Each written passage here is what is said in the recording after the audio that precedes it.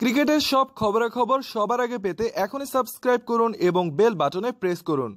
স্বাধীনতার সুবর্ণ জয়ন্তী উপলক্ষে বিশ্ব একাদশের বিপক্ষে বাংলাদেশের ম্যাচ আয়োজন করার পরিকল্পনা হাতে নিয়েছে বিসিবি। এই ম্যাচের জন্য আইসিসির স্বীকৃতি প্রয়োজন, তাই এরই মধ্যে আইসিসির কাছে চিঠি পাঠিয়েছে বাংলাদেশ ক্রিকেট বোর্ড বিসিবি। বিষয়টি নিশ্চিত করেছেন বিসিবি সভাপতি নাজমুল হাসান পাপন।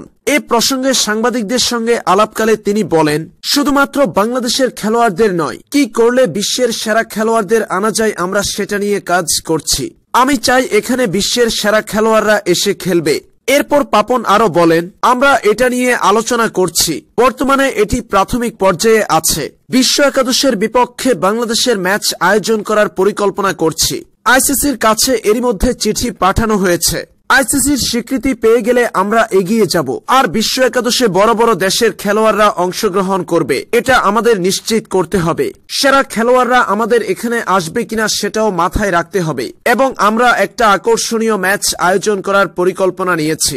আইসিসির স্বীকৃতি নেওয়া কঠিন, তবে আমরা খুব জোর দিয়ে আলোচনা করছি যাতে করে বিশ্ব একাদশের বিপক্ষে বাংলাদেশের একটি ম্যাচ আয়োজন করা যায়। স্বাধীনতার সুবর্ণ জয়ন্তী উপলক্ষে বিশ্ব একাদশের বিপক্ষে বাংলাদেশের ম্যাচ আয়োজন করতে চাচ্ছে বিসিবি, যেখানে গোটা বিশ্বের সেরা তারকারা খেলবে বাংলাদেশের বিপক্ষে, এমনটাই জানিয়েছেন বিসিবির সভাপতি নাজমুল হাসান পাপন।